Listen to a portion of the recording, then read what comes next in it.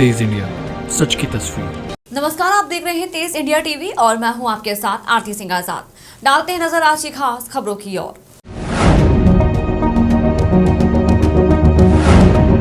शहर के दीनदयाल नगर क्षेत्र में बीती रात कुछ लोगों में विवाद के चलते चाकूबाजी हो गई। इसमें 2 लोग गंभीर रूप से घायल हो गए, जिसमें एक की मौत हो गई, वहीं दूसरे को गंभीर हालत में इंदौर रेफर किया गया। मामला 2 समुदाय से जुड़े लोगों का होने के कारण देर रात जिला अस्पताल में हंगामे के हालात बन गए थे। मामले की गंभीरता को शहर के सभी थानों का पुलिस बल यहां तैनात किया गया। पुलिस ने मामले में 3 आरोपियों के साथ चाकू रखने वाले उनके चौथे साथी को भी हिरासत में लिया है। इसके साथ ही पुलिस और प्रशासनिक अमले द्वारा आरोपी के अवैध निर्माण पर भी बुलडोजर चलाकर उसे जमींदोज कर दिया गया है। एसपी अभिषेक तिवारी ने बताया कि थाना दीनदयाल नगर में चाकूबाजी की घटना में 2 युवक घायल हुए। घटना में सोहेल पिता मंतू शाह व अजहर पिता हुसैन शाह को चाकू लगे, जिन्हें जिला अस्पताल लाया गया। गंभीर घायल सोहेल की इलाज के दौरान मृत्यु हो गई व अजहर को इंदौर रेफर कर दिया गया।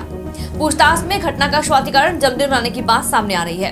कुछ युवक जन्मदिन मनाने के लिए एकत्र हुए थे। इसी दौरान किसी बात को लेकर दोनों पक्षों के बीच कुछ कहासुनी हुई और मामला हाथापाई पर पहुंच गया और फिर चाकू लेकर आया।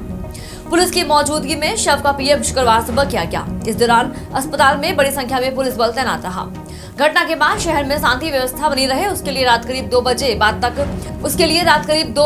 तक पुलिस अधीक्षक तिवारी सहित टीम शहर के विभिन्न क्षेत्रों में गश्त कर हालातों पर नजर रखे हुए थी। इसके बाद सुबह से फिर पुलिस बल की तैनाती की गई। घटना के बाद पुलिस और प्रशासन एक्शन मोड में आ गया और शुक्रवार सुबह जेसीबी लेकर आरोपी घर पहुंचे और अवैध निर्माण को गिरा दिया गया। आज रात में डीडी नगर थाना क्षेत्र के अंतर्गत एक सूचना प्राप्त हुई थी, जिसमें कि ये बताया गया कि एक चाकूबाजी की घटना में 2 युवक घायल हैं और दोनों को ही हॉस्पिटल पहुंचाया गया था। एक युवक गंभीर रूप से घायल था, जो कि प्राप्त जानकारी के अनुसार अभी उसकी मृत्यु हो गई है, और जो दूसरा युवक है उसको इंदौर के लिए रेफ़र किया गया है। उसको इंदौर में आगे का इलाज उसका किया जाएगा।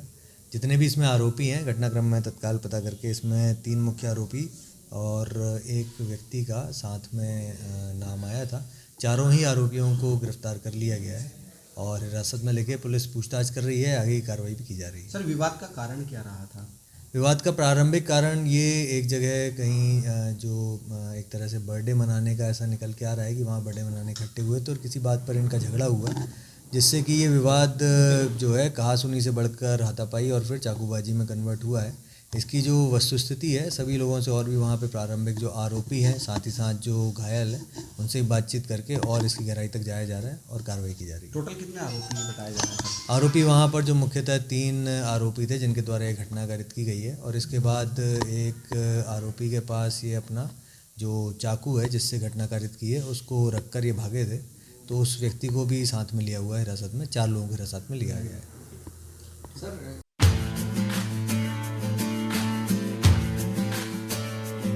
नमकीन के बिना रहा न जाए, हर पल नवकार के नमकीन की याद सताए। तीखे और चटपटे स्वाद के साथ लौंगयुक्त सेव, वो भी मात्र 140 रुपए किलो।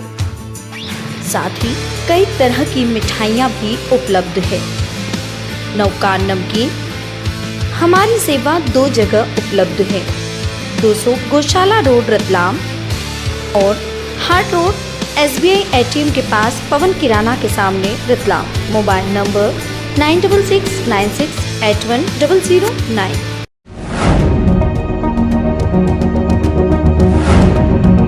शहर में बीती रात दीनदयाल नगर क्षेत्र में हुई चाकूबाजी की घटना में युवक की मौत के बाद शुक्रवार सुबह परिजनों ने आरोपियों पर कड़ी कार्रवाई की मांग की है।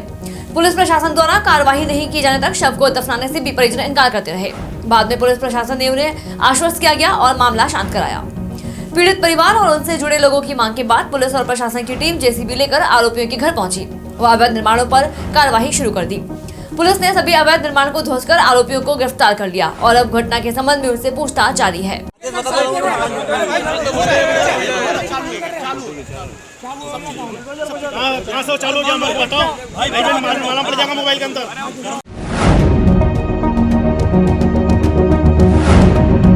नामली में 4 लेन पर ओवरब्रिज के ऊपर बीती रात बदमाशों ने बाइक सवार 2 लोगों को रोककर उन पर चाकू से हमला कर दिया।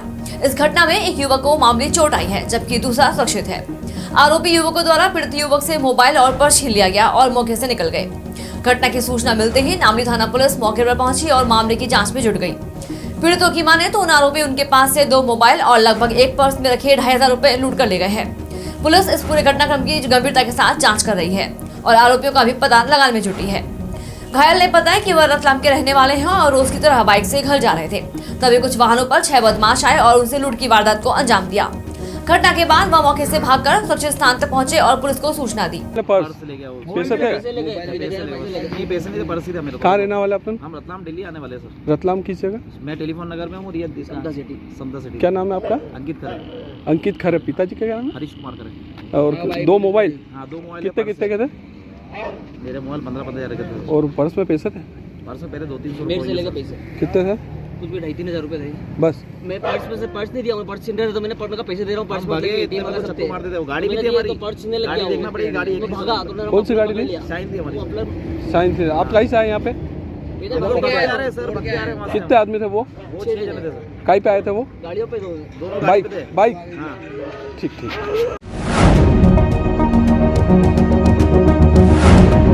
जाने स्कूल बस से बालक की मौत के बाद परिजन थाने के सामने ही जल त्याग कर धरने पर बैठ गए।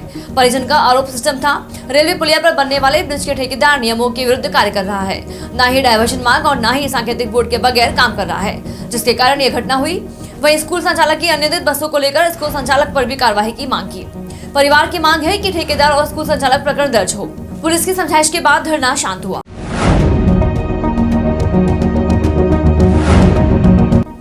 लंबे समय से अपनी मांगों को लेकर हड़ताल पर चल रहे लैब टेक्नीशियन की हड़ताल खत्म हो गई है।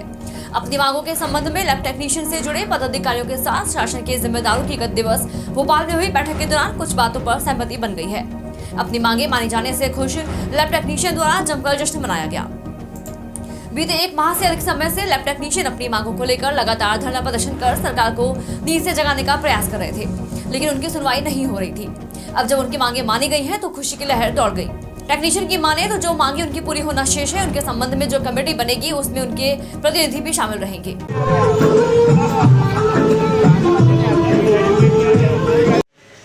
काफ़ी समय के बाद लैब टेक्नीशियनों की हड़ताल ख़त्म हुई और आप काम पे लौटे हैं। जी हाँ। कैसे क्या रहा ये लड़ाई आपकी? ये जो है एक अथक परिश्रम और लंबे संघर्ष के बाद हमें एक अच्छी सफलता प्राप्त हुई और इसमें नगर के सभी मीडिया हाउस, तेज इंडिया न्यूज़ और अन्य सभी जो भी मीडिया हाउस हैं, प्रिंट मीडिया वाले हैं, सभी ने पूरा सहयोग किया। हमें अच्छा कवरेज मिला, हमारी बातें ऊपर तक पहुंची। और इसके अलावा जितने भी जनप्रतिनिधि हैं, आदरणीय कश्यप साहब, पांडे जी, सभी ने हमारे पक्ष में लिख कर दिया। सभी कर्मचारी संगठन, स्वास्थ्य कर्मचारी संघ से सुशील जी शुक्ला, शरद शुक्ला जी, प्रति वर्ग से दीपक सुराणा जी एवं अन्य सभी, दीपक छपरी लघु वेतन कर्मचारी संघ से अन्य सभी संगठन जितने भी हमारे कर्मचारी संघ जो है सभी ने जो सहयोग दिया। और हमें 27 तारीख के जो हमारा मेगा शो मुख्यमंत्री निवास के बाहर हुआ, उसके बाद सफलता मिली और आज हमें बड़ा हर्ष है कि हम लोक सेवा में, मानव सेवा में अपने कर्तव्य स्थल पर वापस लौट आए।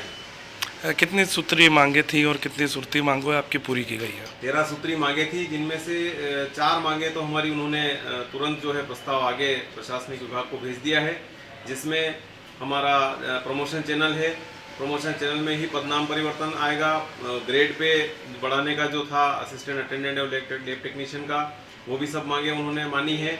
इसके अलावा जो रात्रि भत्ता, जोखिम भत्ता और वीआईपी ड्यूटी के जो भत्ते हैं, उनके लिए भी स्वीकृति बनी है। बाकी जो 9 मांगे हैं उसके लिए भी उन्होंने एक जो है हाई लेवल की कमेटी, प्रशासनिक कमेटी बनाने का, और उसमें हमारे भी 2 सदस्य, हमारे संगठन के 2 सदस्य उसमें रहेंगे। ये सबसे बड़ी बात है, ताकि जो हमारे पक्ष में चीज़ें हों और सभी जो मांगे हैं वो पूर्ण रूप से स्वीकृत हो जाए।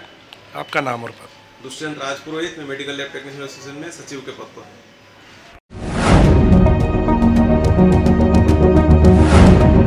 फिलहाल इतना ही। खबरों में लगातार बने रहने के लिए देखते रहें तेज इंडिया टीवी। नमस्कार।